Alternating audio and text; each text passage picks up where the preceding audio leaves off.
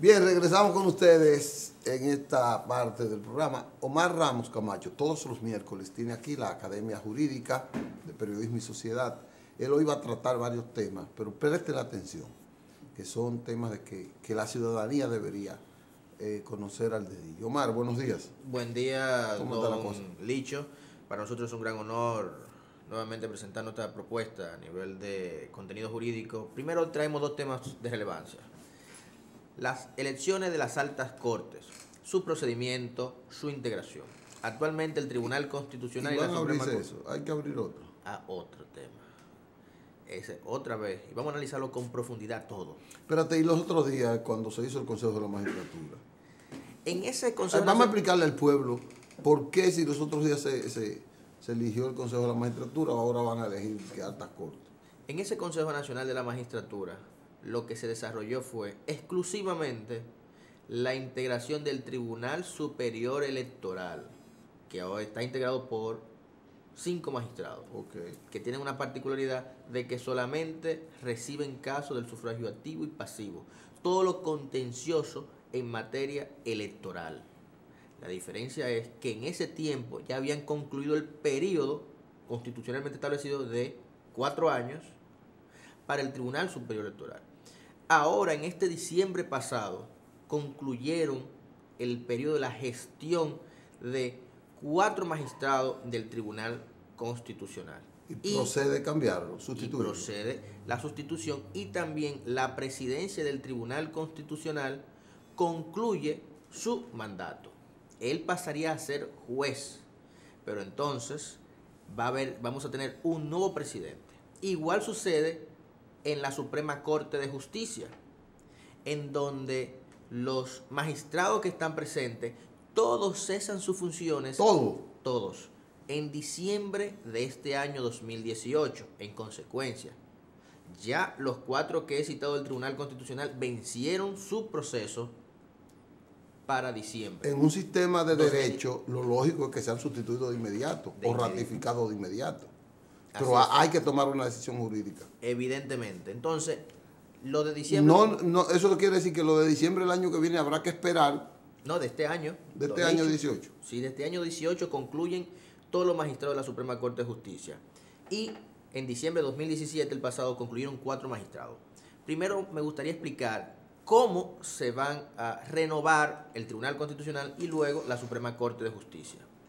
El Tribunal Constitucional, lo primero es que ambas instituciones son altas cortes y son nombradas por el Consejo Nacional de la Magistratura. Ese Consejo Nacional de la Magistratura es una institución constitucionalmente establecida exclusivamente para nombrar a los jueces de las altas cortes. Entre ellos está el Tribunal Superior Electoral, el Tribunal Constitucional, la Suprema Corte de Justicia. La Junta Central Electoral no, porque es elegida por el Senado de la República, y la Cámara de Cuentas entonces nace de una terna de la Cámara de Diputados y ya la elige definitivamente entonces de esa terna el Senado de la República. ¿Qué está sucediendo con el Tribunal Constitucional?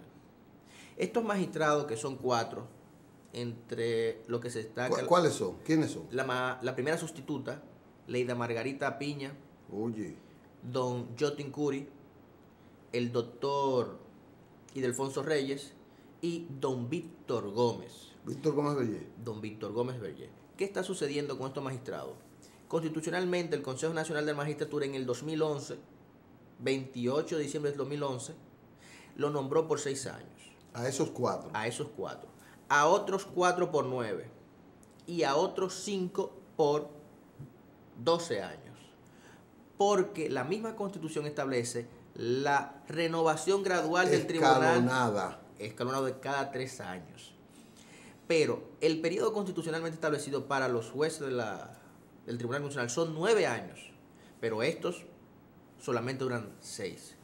Y es por esto que, a pesar de que la misma Constitución establece que cuando un magistrado ya ha durado más de 5 años en la posición no podrá ser reelegido, a esto de manera excepcional, por una cláusula transitoria, se le permite desde la Constitución a ser reelegidos. O sea, estos 4 pueden ser reelectos, reconfirmados. Reconfirmados. Solamente estos 4 que han durado más de 5 años. Tienen 6. Dame una pregunta ahí, espérate, para que vayamos detallando. El doctor Gómez Berger tiene más de 75 años. Así es. Lo que quiere decir que el límite son 75. Lo que quiere decir que él no puede ser reconfirmado. Efectivamente. O sea, él tiene dos limitantes. Una posible a revalidarla, pero la otra es imposible de acuerdo a la Constitución. Evidentemente, tanto los jueces de la Suprema Corte de Justicia como del Tribunal Constitucional tienen una limitante de que lo máximo que pueden ejercer es de 75 años el ejercicio de sus funciones como juez. En consecuencia, el Víctor Gómez Berger, a pesar de tener aperturada la posibilidad de ser reelecto por la condición constitucional que establecí, Por el transitorio. por el transitorio, pero su edad lo impide. Ahora bien, cuando nosotros seguimos analizando el Tribunal Constitucional, no solamente va a haber una renovación de 4 magistrados, que 3 de ellos podrán ser elegidos. Nosotros no consideramos que van a ser elegidos por un tema político, que no es el ambiente para analizarlo.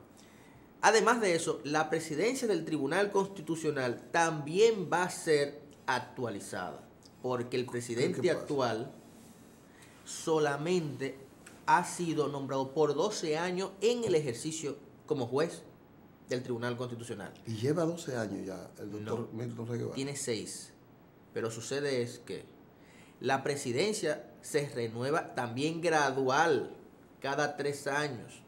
Entonces, en la acta que se levantó en el Consejo Nacional de la Magistratura de aquel entonces, a él lo nombraron por 12 años, pero como juez, no como presidente. En consecuencia, ahora se actualizan 4 magistrados y también la presidencia. ¿Y cuántos años tiene el doctor Rey Guevara, presidente? Él pasaría a ser juez y tiene actualmente 6 años, lo mismo que tienen los salientes. La diferencia es que él está nombrado por 12. Correcto.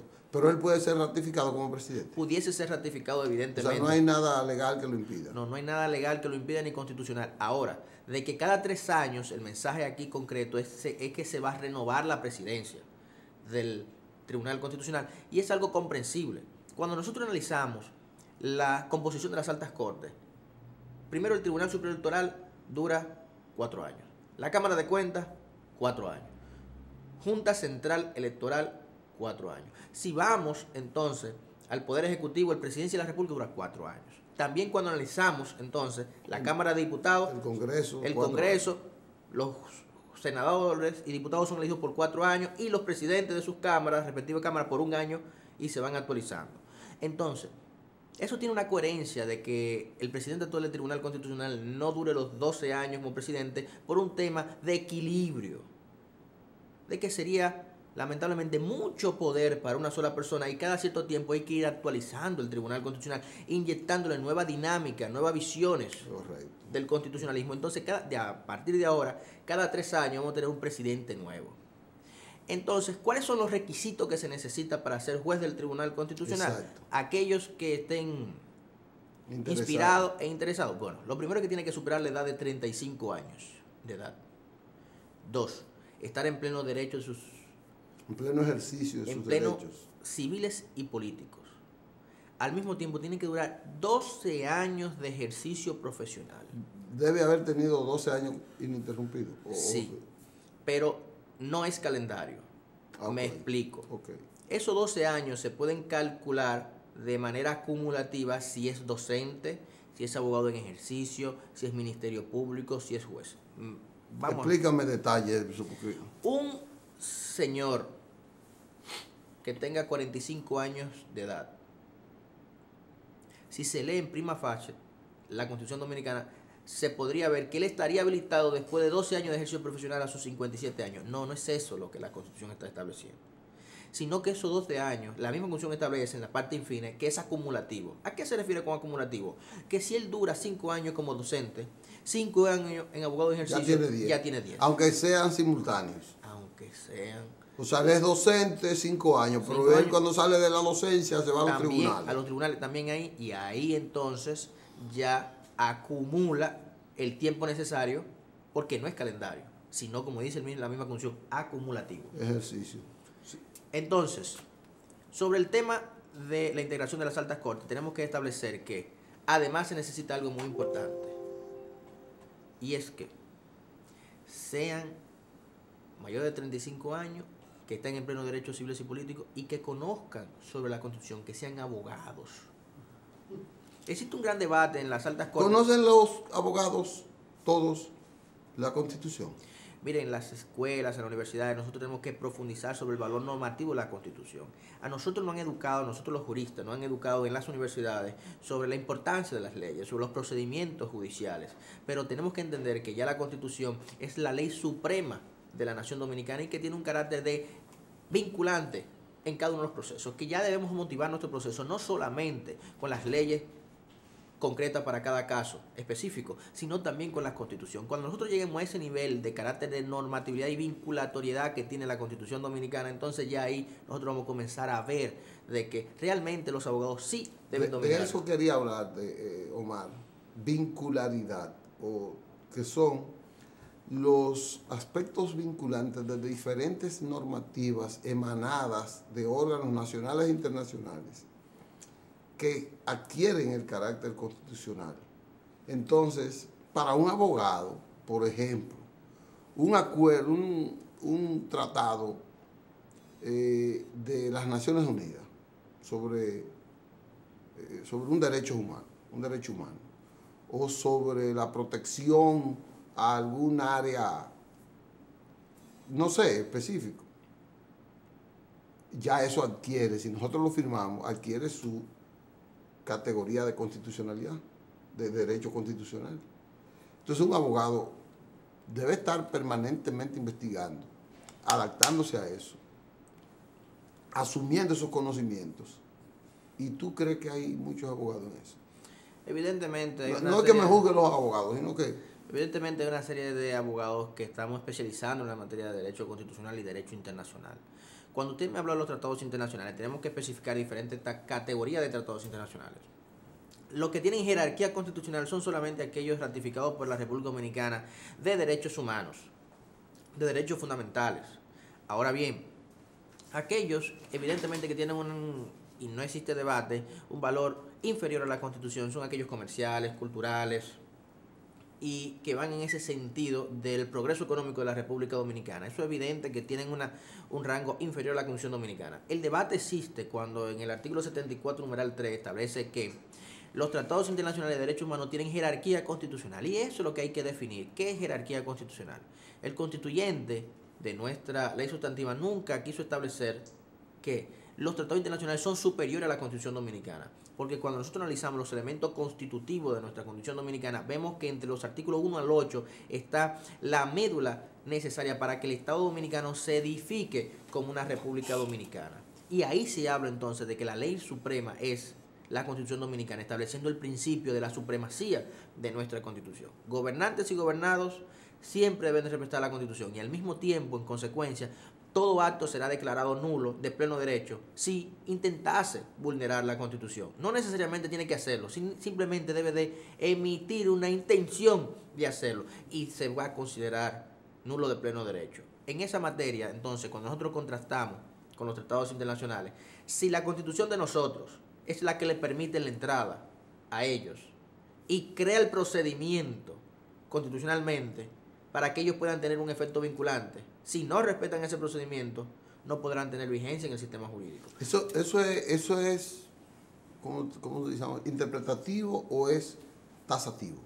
No, lo que nosotros estamos diciendo es un informe ya detallado y preciso y que el Tribunal Constitucional así lo estableció, que es el caso bien citado en donde declaró que la competencia de la Corte Interamericana de Derechos Humanos no tenía efecto sobre nosotros, República Dominicana, de manera específica, porque no respetó el procedimiento que constitucionalmente estaba establecido para la República Dominicana. Nosotros no estamos de acuerdo con esta constitución. Nosotros sí creemos que la Corte Interamericana de Derechos Humanos tiene un efecto vinculante en la República Dominicana, porque ese adendum que firmó el Poder Ejecutivo ya era una energía positiva, porque lo más importante era la ratificación que sí se hizo como establece el derecho constitucional dominicano de la Convención Americana de Derechos Humanos. Lo demás era un acto que de manera ejecutiva podría hacerse como se hizo en el presidente de ese entonces del Ejecutivo. Correcto. Omar, vamos a ir a una pausa. Me parece que vamos a tener que seguir hablando sobre el tema y del otro tema que también tenemos en carpeta. Pero vamos a una pausa, volvemos con el doctor Omar Ramos Camacho en esta Academia Jurídica de Periodismo y Sociedad. Todos los miércoles aquí usted aprenderá cómo defenderse de manera legal. Vamos a una pausa, señor director.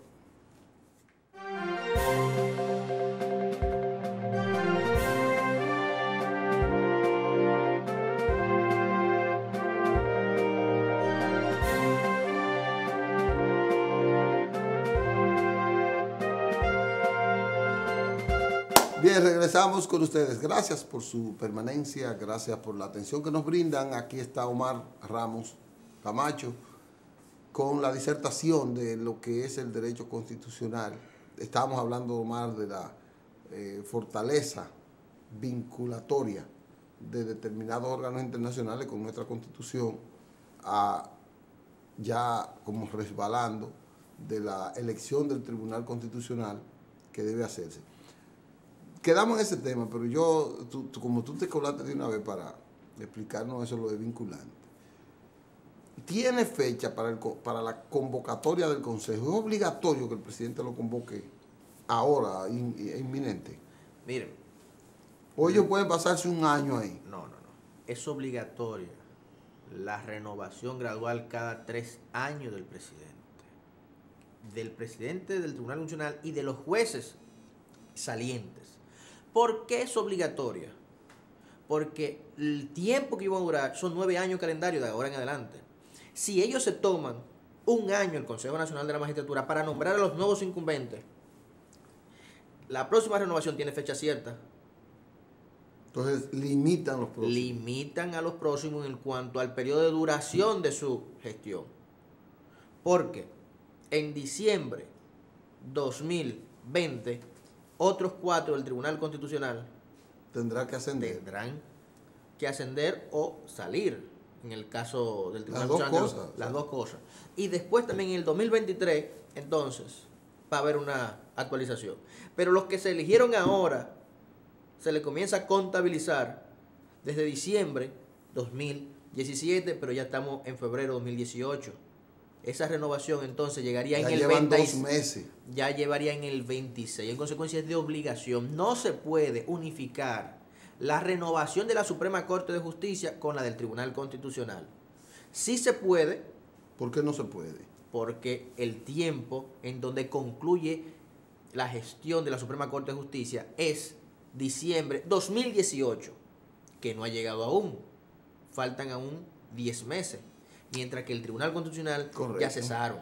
Correcto. Paralizar eso sería obstaculizar la justicia constitucional, la diafanidad de los procesos constitucionales. La legitimidad. Porque esos 4 jueces ya están vencidos. Ya son ilegítimos. Ya son ilegítimos. Es el caso también que sucedió con la Junta Central Electoral, en donde el tiempo que duraron en el proceso de meditación, de ponderación de las candidaturas, se vence la Junta Central Electoral en los 4 años, en agosto. Omar, pero nosotros tenemos una costumbre de dejar que la gente ocupe su cargo ahí por seculum seculorum. Eso es negativo, por lo menos a nivel de la Constitución eso es negativo, porque la Constitución debe de ser dinámica, debe ser una interpretación moderna.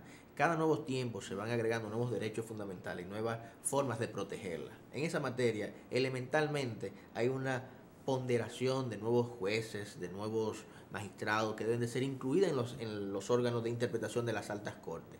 Y eso lo da la renovación gradual de cada 3 años.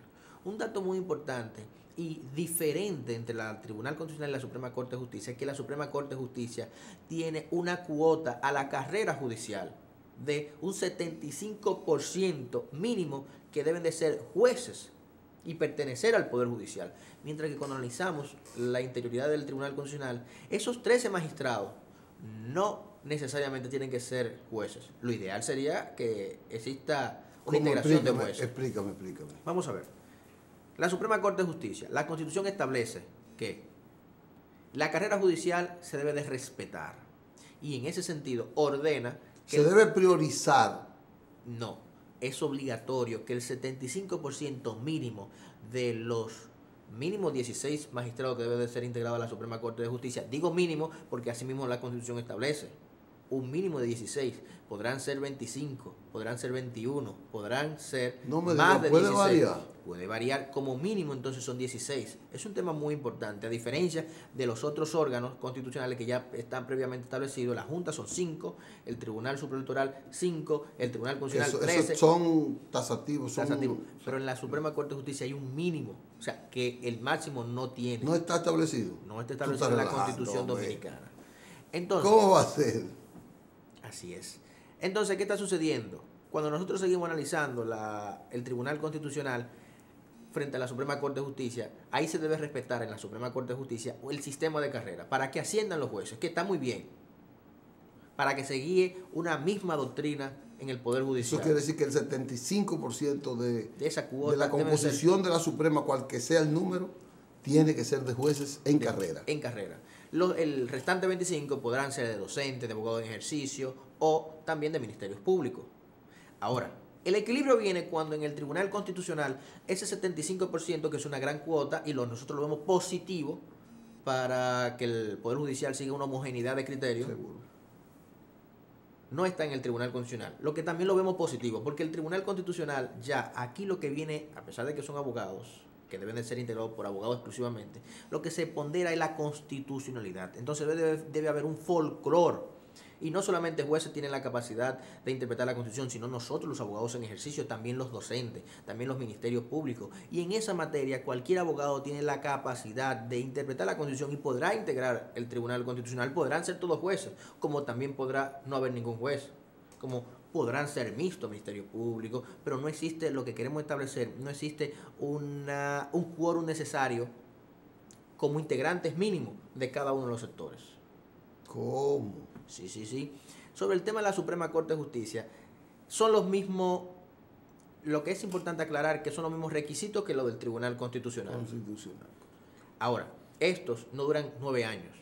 Cuando ellos concluyan el periodo en el 2018, van a durar 7 años. El Consejo Nacional de la Magistratura, a diferencia en el Tribunal Constitucional, tiene la capacidad de a estos magistrados revisar y hacer un estudio del ejercicio de sus funciones, de sus sentencias, de sus actitudes, todo. De los actuales. De los actuales, para ver si podrán ser entonces ratificados nuevamente.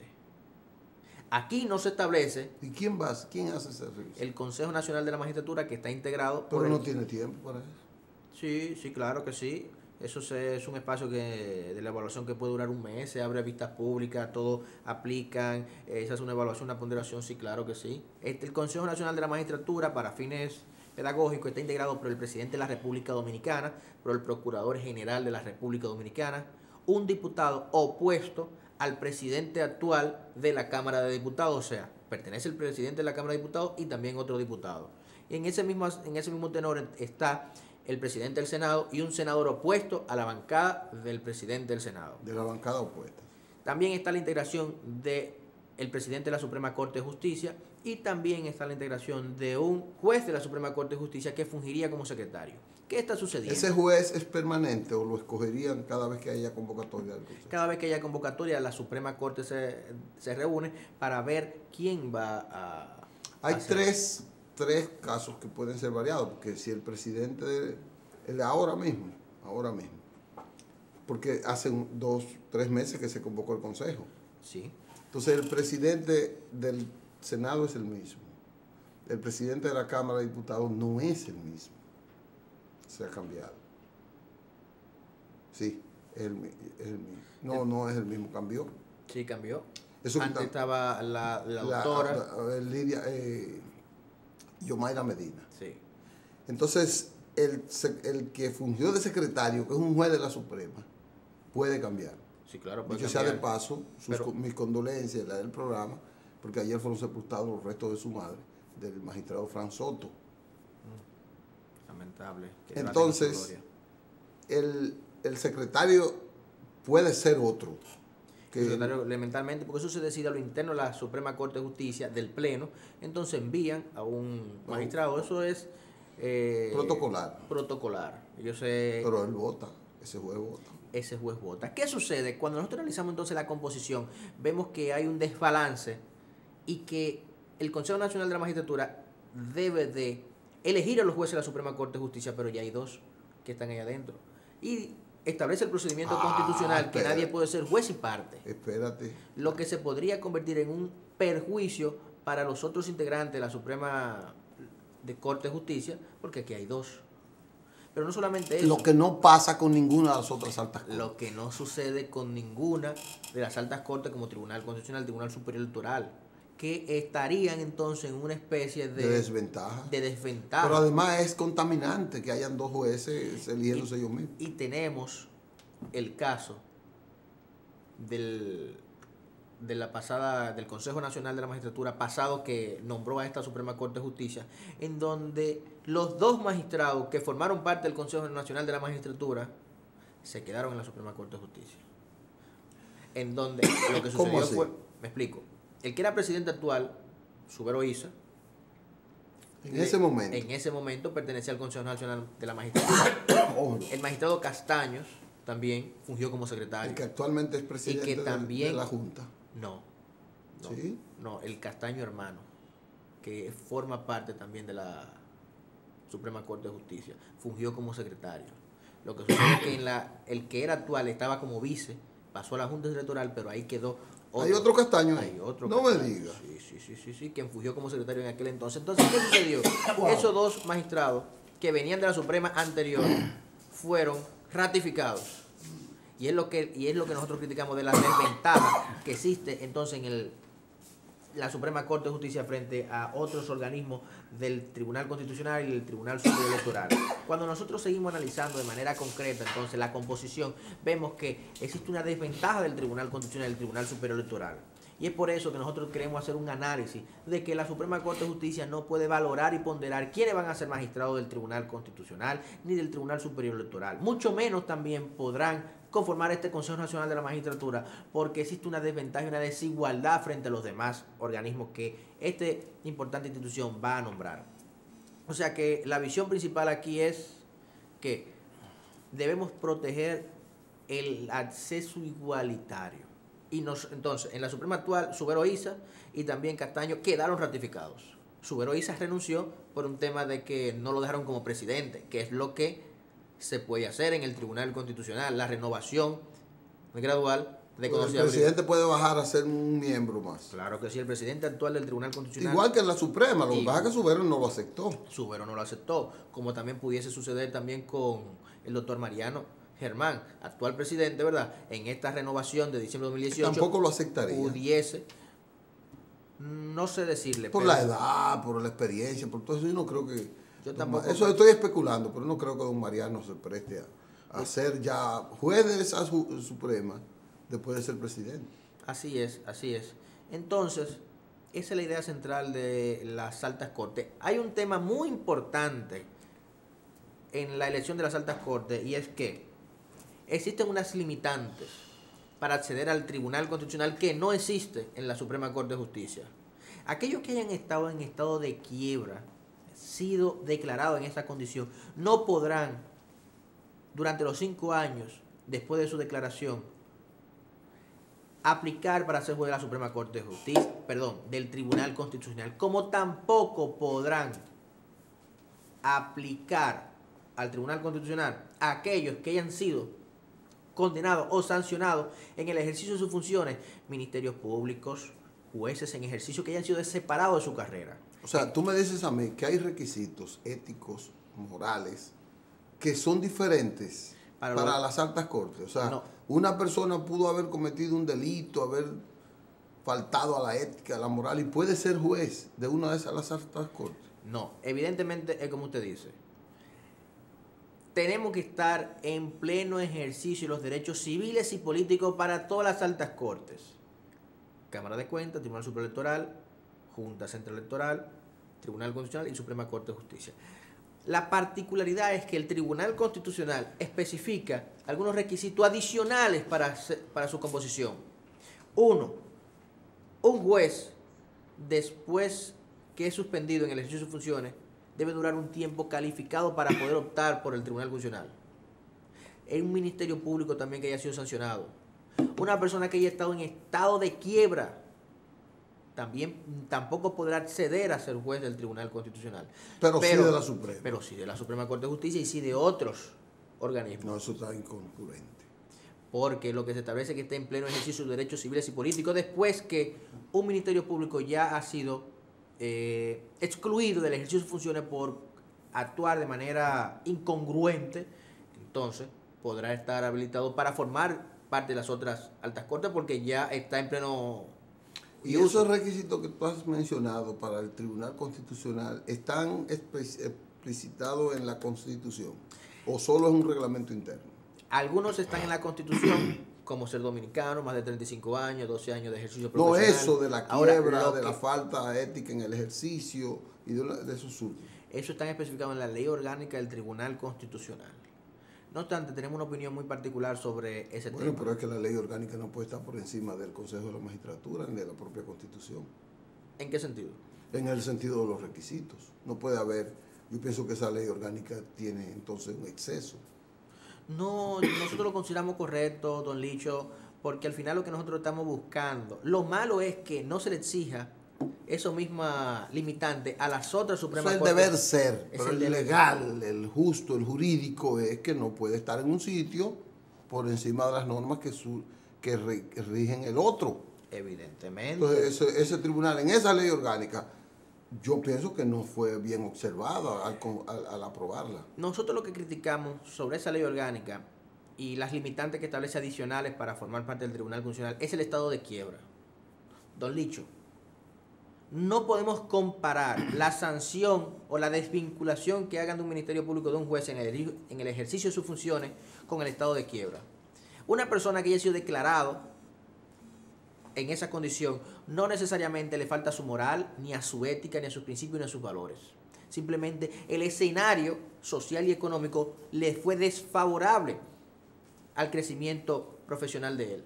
En consecuencia, esto no puede ser una limitante, porque aquí, en el estado de quiebra, no está en juego sus condiciones morales y éticas. ¿Qué es lo que se pretende limitar al acceso? Tú dices que ese requisito como que no... Está demasiado. Ese requisito es inconstitucional. Sí, O sea, y ahora estamos hablando de un tema interesantísimo. La inconstitucionalidad de la ley orgánica del Tribunal Constitucional. Porque también hay otro tema que podemos conversar en su momento sobre la inconstitucionalidad de la misma ley sustantiva, de la misma Constitución. ¿Pudiese el Tribunal Constitucional conocer algún artículo que vulnere la misma Constitución? No Interesante. No debe haberlo. Ese es la De coherencia. hecho, es el fin supremo del tribunal, establecer el valor de la Constitución. Cualquier cosa que contradiga la Constitución ya es inconstitucional. Pero yo le pudiese dar un ejemplo de que sí. ¿Cómo va a ser eso?